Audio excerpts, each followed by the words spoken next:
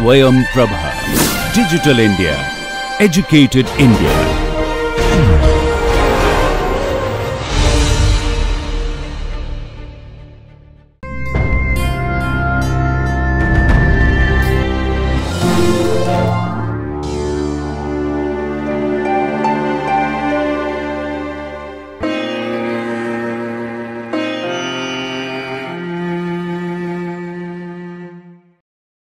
Welcome to this session of course Therapeutic Nutrition.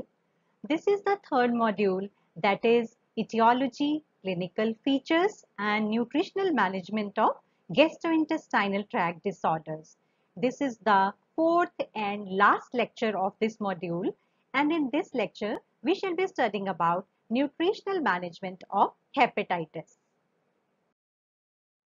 I am Dr. Jaspreet Kaur, presently working as Assistant Professor in Government College for Girls, Ludhiana, Punjab, affiliated to Punjab University, Chandigarh. And this project is funded by DTH Swayam Prabha, MHRD, New Delhi. In the previous lecture, we had studied about etiology, clinical features, and nutritional management of celiac disease and lactose intolerance.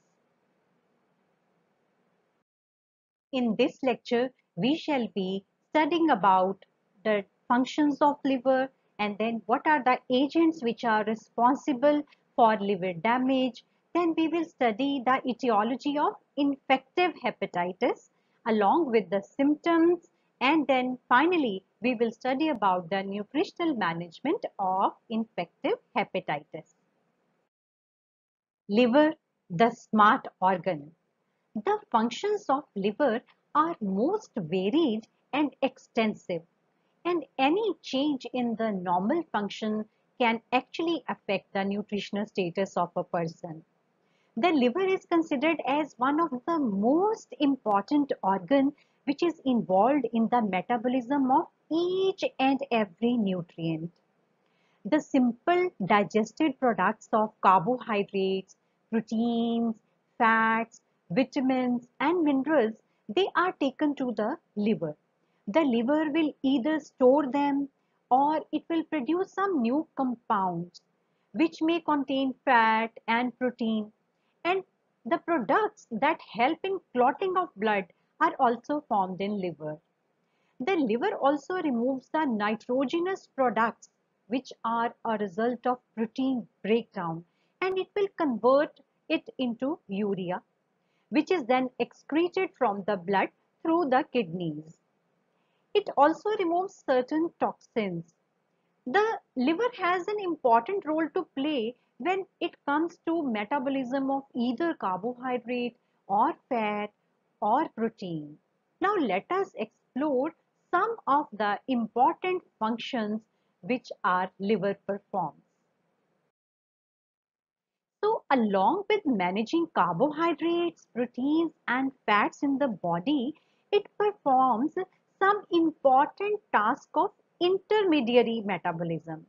So that pertains to interconversion of macronutrients such as gluconeogenesis, that is the production of glucose that happens from other than carbohydrate sources.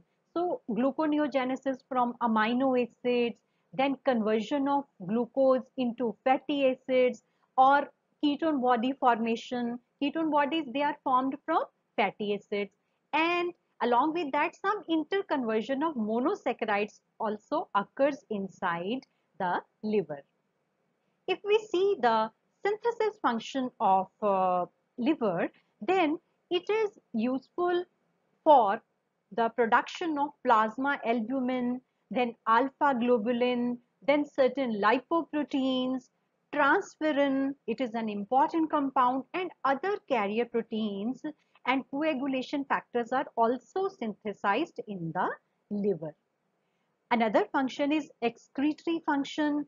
It will be useful when it comes to excretion of cholesterol and other steroids, which will include certain steroid hormones also. Then bile salts and pigments and many drugs and toxins, they are also excreted by the liver. Liver also performs an important storage function. That is, it will store glycogen, vitamin A, vitamin D, B12 and iron. And if we talk about the immunological function of liver, it is an important part of the lymphoreticular system. And once it comes to hematobiosis, it is the main site of formation of erythrocytes in early fetal life. So now we have seen how important is our liver and the variety of functions it is performing for us. What happens when the hepatocytes are damaged? Hepatocytes are the liver cells. And what is the effect of damage to the hepatocytes on our health? Let's explore. The pathological changes in the liver, they can occur due to various reasons, and they range from causing reversible to irreversible damage to the hepatocytes. So the first change that is seen in the liver is called fatty infiltration.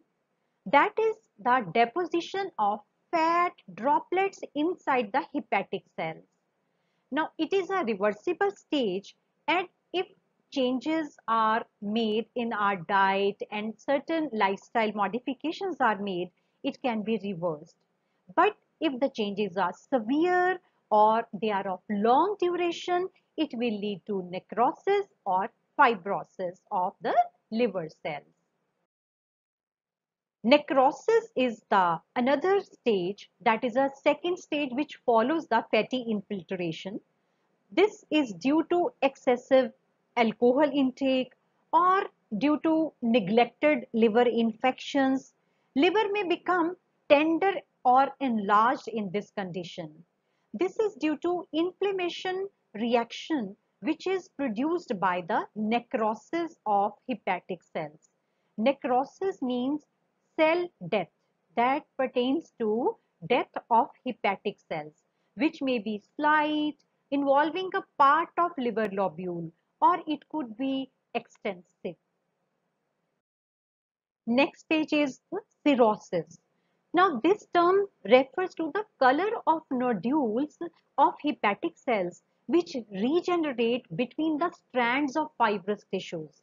Once the cell necrosis happens, there is a replacement of each and every dead area with some fibrous tissues.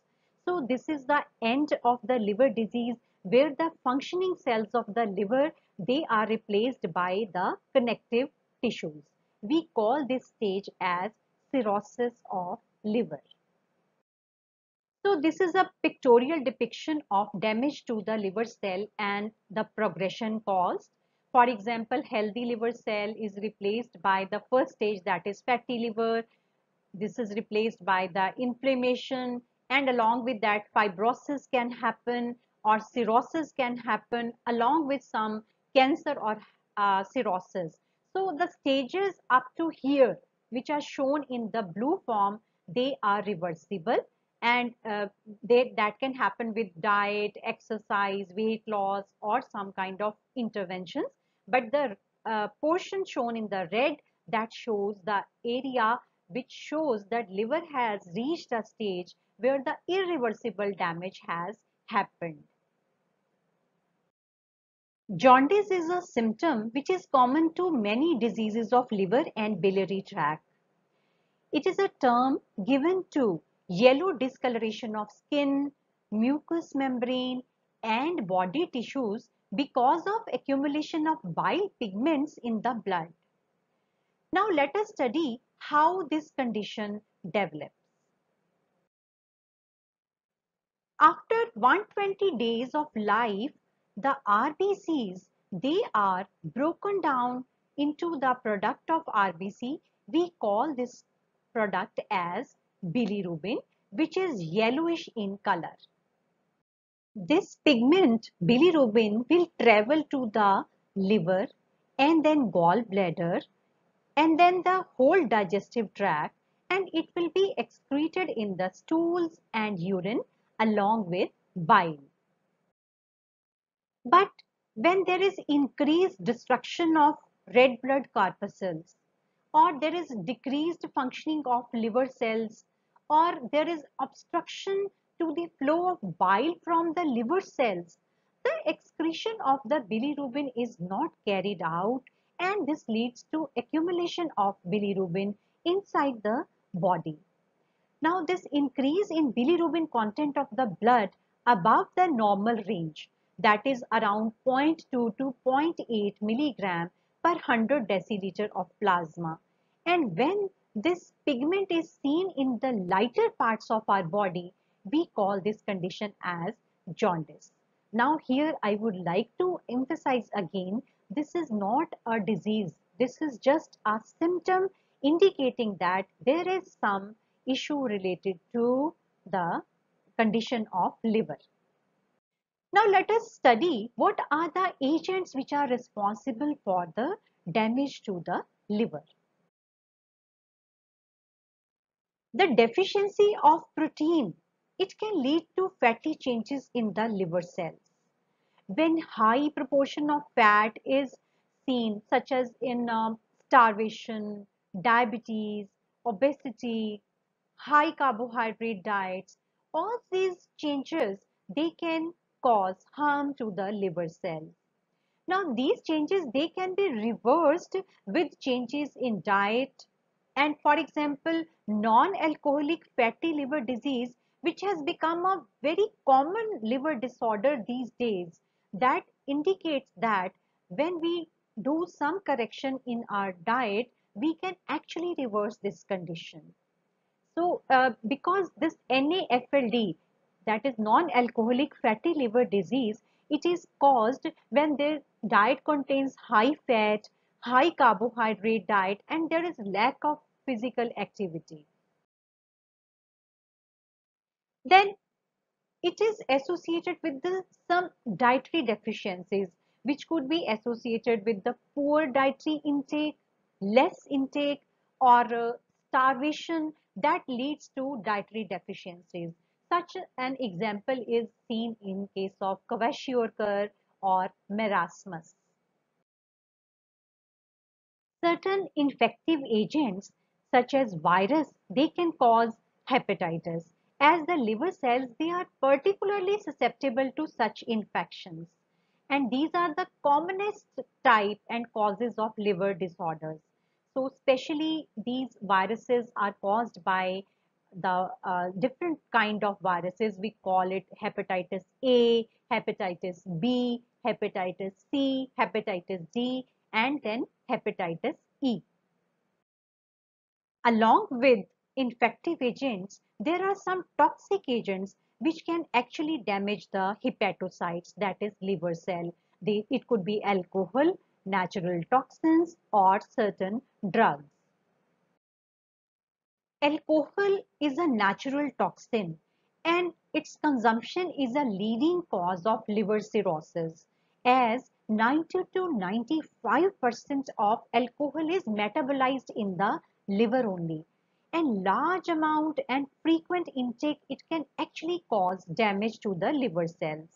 The effect on the liver will vary individual to individual, but severity and time taken for symptoms to appear will also vary.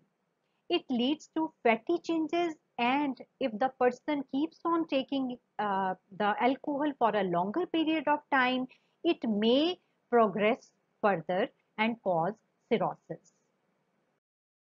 Certain natural toxins which are occurring in the food, such as aflatoxin, which is produced by a mold which is commonly found in the peanuts and other grains, it can actually cause damage to the liver. And then along with that, there could be many drugs such as paracetamol, then organic hydrocarbons, then carbon tetrachloride, arsenic, etc. And then there are some drugs also. Now we know that there are variety of reasons which can be responsible for the damage to the hepatocytes, that is liver cells. Now let us study one type of liver disorder that is known as hepatitis. Hepatitis is an inflammation of the liver. The condition can be self-limiting or it can progress to fibrosis or cirrhosis or liver cancer also. According to World Health Organization, an estimated 325 million people worldwide, they are living with either hepatitis B or C. And for most, testing and treatment is not available. And some types of hepatitis, they are preventable through the vaccination. A World Health Organization study has also found that an estimated 4.5 million premature deaths could be prevented in the low and middle income countries by 2030 through vaccination, proper diagnosis, medicines, and educational campaigns regarding hepatitis. So this hepatitis, it is of two types. It could be infective or it could be drug induced. Let us study what is infective hepatitis. Infective hepatitis is an infectious disease which is characterized by inflammation and degradation of liver cells, and it interferes with the uptake of bilirubin by the cells and its conjugation and final its excretion from the body. This is the commonest cause of jaundice. Now there are five main strains of the hepatitis virus which are referred to as type A, B, C, D and E, as we have already seen in the previous slides. While they all cause liver disease, they differ in important ways, including what is the mode of transmission and then the severity of disease they will cause, then geographical distribution and some prevention methods. In particularly, if we see the type B and C, they lead to chronic disease and hundreds and millions of people, and they will be affected by these viruses, and this will lead to liver cirrhosis, cancer, and other viral hepatitis related deaths. Now let's study about different type of viruses causing different type of hepatitis. Hepatitis A is common among children and young adults. It is extremely contagious and most common type of virus which has been found to affect the liver cells. And then it is transmitted through the oral fecal route. The incubation period of hepatitis A virus ranges between 14 to 28 days. As it is acquired by mouth through fecal oral transmission and it replicates in the liver. After 10 to 12 days, virus is present in the blood and it will be excreted via the biliary system into the feces of the infected person and is most often transmitted through the consumption of contaminated water or food. Now, let us see what are the symptoms. The symptoms of this illness typically they have abrupt onset of fever. Then there will be malaise, anorexia, nausea, abdominal discomfort, and then dark urine and jaundice will be seen. Clinical illness usually does not last longer than 2 months, although 10 to 15% of the persons they will have prolonged or relapsing signs and symptoms, which could go beyond 6 months also. Now, this virus may be excreted during relapse also. Now, let's study the second type of virus affecting the liver cells and causing hepatitis. As the name suggests, it is caused by hepatitis B virus. The transmission occurs through exposure of infective blood, semen, and other body fluids. This virus can be transmitted from infected mothers to infants at the time of birth, or it can also be transmitted from the family member to the infant during early childhood. And then transmission can also occur through transfusion of this virus contaminated blood or blood products, then contaminated injections during medical procedures, or through some injection drug use. This virus also poses a risk to healthcare workers who sustain accidental needle stick injuries or while caring of infected patients. The incubation period of hepatitis B ranges from 45 to 160 days. The clinical signs and symptoms, they occur more often in adults than in infants or children who are usually asymptomatic during their acute course. However, approximately 50% of the adults who have acute infections are actually asymptomatic. The pre-ecteric or the primordial phase, from the initial symptoms to the onset of jaundice, usually lasts from 3 to 10 days. During this pre-ecteric phase, it could be non-specific symptoms which could be experienced by the person, such as sudden onset of malaise, anorexia, nausea, vomiting, and then there could be pain in the right upper quadrant of abdomen. Then there may be fever, there could be headache, myalgia, there could be skin rashes, and then arthralgia and arthritis. That means the pain could be felt in the joints. Then the urine will become darker, beginning 1 to 2 days before the onset of jaundice. This stage will be followed by the second stage. We call it ecteric phase. This is variable, but actually it lasts from 1 to 3 weeks and it is characterized by jaundice. Here the person will be passing light or gray chalky stools, and there will be hepatic tenderness and hepatomegaly. And during the convalescence, malaise and fatigue, they may persist for a longer period of time, maybe weeks or months, whereas the jaundice, anorexia and other symptoms, they may disappear.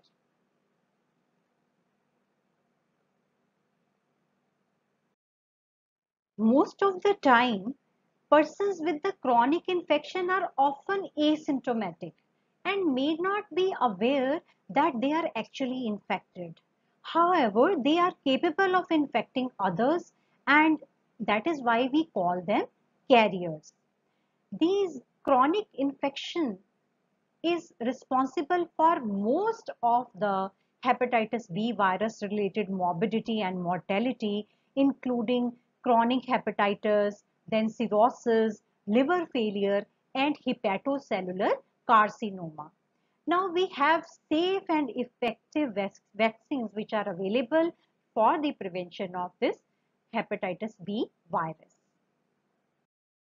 So the next type of hepatitis is caused by hepatitis C virus, and this virus can both cause acute and chronic hepatitis, ranging in severity from mild illness to lasting a few weeks to a serious lifelong illness. And globally, it is estimated that 71 million people, they have chronic hepatitis C virus infection. And hepatitis C is also a major cause of liver cancer. Hepatitis C is a blood-borne virus. So even exposure to small quantity of blood which is infected by this virus is sufficient to cause illness. So injection drug use, then unsafe injection practices or unsafe healthcare, transmission of the unscreened blood, and blood products, along with some sexual practices, they can lead to exposure of infected blood. The incubation of hepatitis C virus is 24 to 84 days, and there is no vaccine to prevent the spread of this hepatitis C virus illness. Next is hepatitis D virus. This infection occurs only in those who are infected with hepatitis B virus. The dual infection of hepatitis D virus along with hepatitis B virus can result in more serious disease, and the outcome could be actually worse. Hepatitis B vaccine that provides protection for hepatitis D vaccine also. So the next known type of hepatitis is hepatitis E. This virus spreads through consumption of contaminated water or food, just like hepatitis A. And overcrowded, unsanitary areas are prone to acute form of this type of hepatitis. But there are some other practices such as ingestion of some food items such as meat and meat products which are derived from infected animals. For example, pork, liver, it can cause the infection, transmission, and then transfusion of infected blood products. And along with that, some vertical transmission from pregnant woman to baby can also occur. And safe and effective vaccine to prevent this virus is available, but it is not widely distributed. So the initial phase of this disease will be just like another type of hepatitis which we have just studied. The initial phase will be marked by mild fever. There could be anorexia, nausea, vomiting, which will be lasting for few days. Some persons, they may also have abdominal pain. Then there could be itching without skin lesions. There could be skin rash, or they may experience joint pains. This condition will be followed by jaundice, and the person will be shedding the yellow colored, dark yellow colored urine along with light colored stools, and there will be slightly enlarged tender liver. We call this stage as hepatomegaly. Now, these symptoms are often indistinguishable from those which are experienced during the stages which are other than liver illness, and this will typically last for 1 to 6 weeks. So let's summarize what we have studied so far. We have studied that the functions of liver are most varied and extensive, and liver is considered as one of the most important organs which are involved in metabolism of each and every nutrient. It performs many important functions such as in intermediary metabolism, then it helps in synthesis of so many important compounds, then it has some excretory role also, then it helps in storage of certain nutrients, then it has immunological role.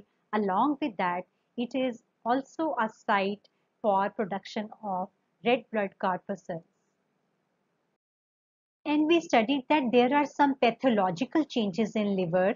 We call it starting from fatty infiltration, which will lead to necrosis and then fibrosis. If it is untreated, it will progress to cirrhosis of liver. And then there are major factors which cause damage to liver cell. They are dietary deficiencies, toxins, and certain infective agents. And then we studied about jaundice, which is a symptom common to many diseases of liver and biliary tract. And it is a term given to yellow discoloration of skin, mucous membrane, and body tissues because of accumulation of bile pigments inside the blood. And then we defined that hepatitis, it is an infectious disease which is characterized by inflammation and degradation of our liver cells. It interferes with the uptake of bilirubin by the cells and its conjugation and excretion from our body. And then we studied about various type of viruses causing hepatitis. They are hepatitis A, B, C, D, and E. And in the second part of this lecture, we shall be studying about the nutritional management during hepatitis. Thank you.